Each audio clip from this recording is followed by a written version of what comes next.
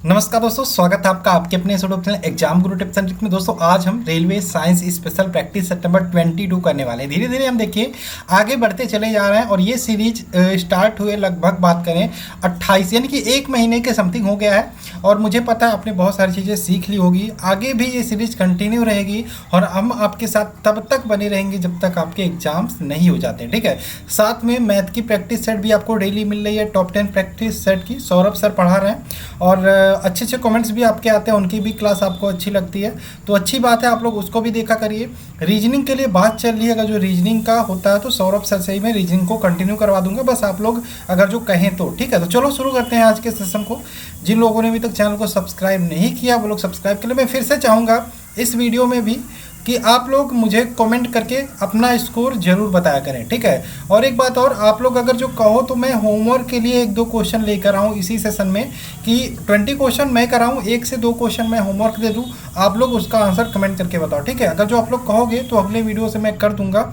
अभी इस वीडियो को कंटिन्यू करते हैं। तो जैसा कि मैंने बताया था, जिन लोगों ने हमारे साइंस का स्पेशल PDF नहीं लिया है उसके लिए लिंक आपको डिस्क्रिप्शन में मिल जाएगी। हर वीडियो में बताता हूँ, इसमें थोड़ा सा मैंने कम बताया, इसके बारे में मैंने बहुत सारी चीज़ें पहले भी बताई है, ठीक है। डिस्क्रिप्शन में लिंक मिलेगी, वहाँ से जाके ले सकते हो। तो चलिए शुरू करते हैं। पहला प्रश्न आपके सामने स्क्रीन पर रहा।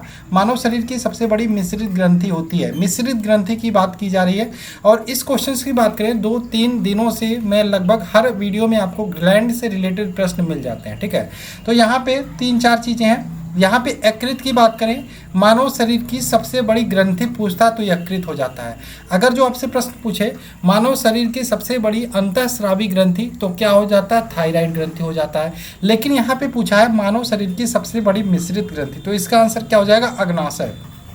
तो मानव शरीर की सबसे बड़ी मिश्रित ग्रंथि की बात करें तो क्या होगा, अग्नाशय होगा। इसको ध्यान रखिएगा, ऑप्शन नंबर सी यहाँ पे इसका राइट आंसर होगा। नेक्स्ट क्वेश्चन की बात करें, तंतु आहार में शामिल है। तंतु आहार में क्या शामिल है, तो इसका आंसर होगा सेलुलोज।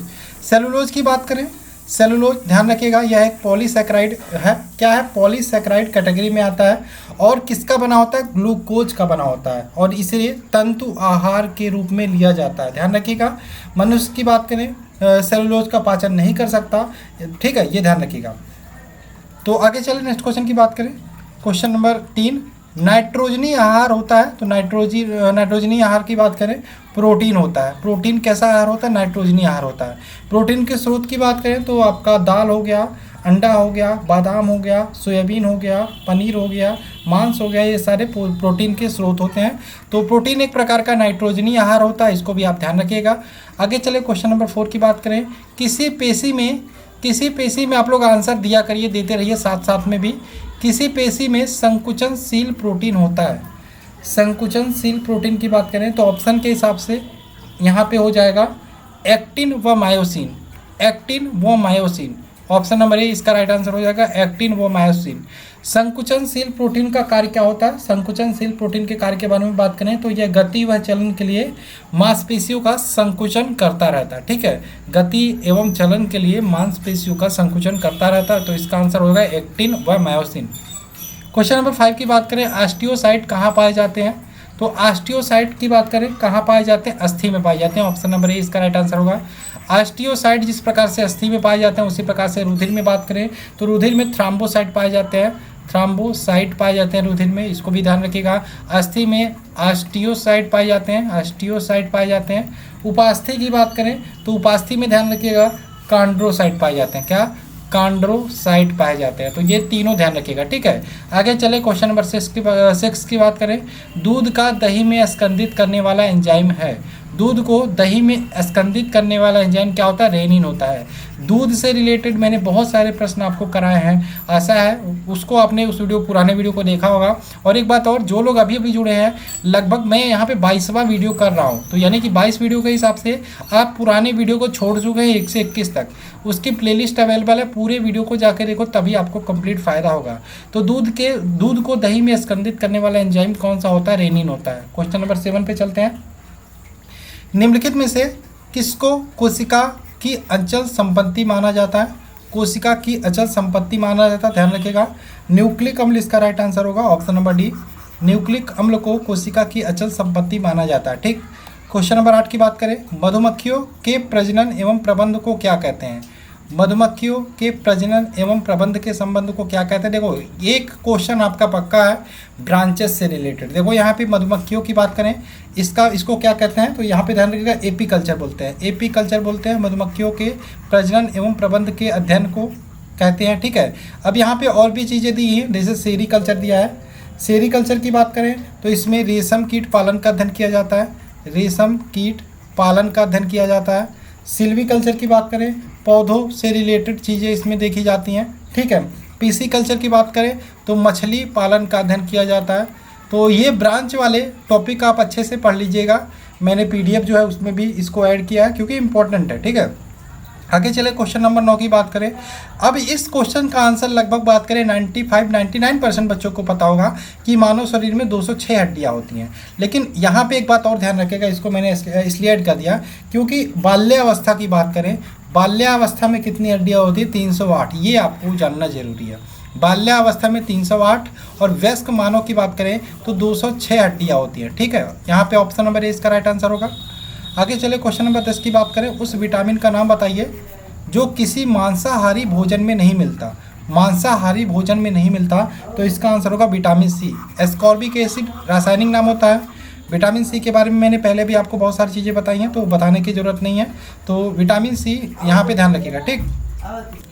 आगे क्वेश्चन नंबर 11 की बात करें, टूटी हड्डियों को जोड़ने के लिए निम्नलिखित में से किसका प्रयोग किया जाता है? तो टूटी हड्डियों को जोड़ने के लिए पीओपी यानी कि प्लास्टर ऑफ पेरिस का प्रयोग किया जाता है। प्लास्टर ऑफ पेरिस किसका बनता है? जिप्सम का बनता है, ठीक है। यहाँ पे ध्यान रखिए, ऑप्शन नंबर डी इसका राइट आंसर होगा।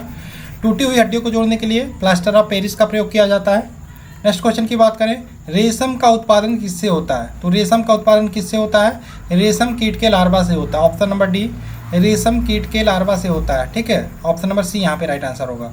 नेक्स्ट क्वेश्चन की बात करें, क्वेश्चन नंबर 13, लार किसके पाचन में सहायक होता है? तो लार की बात करें स्टार्च के पाचन में सहायक होता है।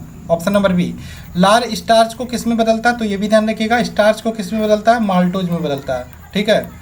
लार स्टार्च के पाचन में सहायक होता है तथा स्टार्च को माल्टोज में बदलता है। जैसा कि मैंने बताया था पाचन जब डाइजेस्टिव सिस्टम के प्रश्नों को कराया था कि मनुष्य का जो पाचन क्रिया होती है वो मुख से ही शुरुआत हो जाती है और मुख में लार होता है, ठीक है। तो लार क्या करता है? स्टार्च को माल्टोज में बदल देता है। आगे चलें, क्वेश्चन नंबर 14 की बात करें, हमारे शरीर में त्वचा की सतह के नीचे मौजूद वसा किसके अवरोधक का कार्य करती हैं? तो इस क्वेश्चन को मैंने कल एक्सप्लेन किया था, अच्छे से मैंने वसा के बारे में बताया था। तो यहाँ पे क्या आंसर हो जाएगा इसका बताने की कोशिश करिए थोड़ा सा। तो इसका आंसर क्या होगा? उष्मा अवरोधक। देखो हमारे शरीर को ठंड में रक्षा भी करती है, ठीक है। वसा जो होता है हमारे शरीर में जो जमा रहता है, ठीक है। तो ये कह सकते हैं कि शरीर में उष्मा की क्षति, यहाँ पे उष्मा अवरोधक का कार्य, हाँ यही आपका हो जाएगा, शरीर की उष्मा की क्षति को रोकता है, ठीक है। ऑप्शन नंबर ए इसका राइट आंसर होगा।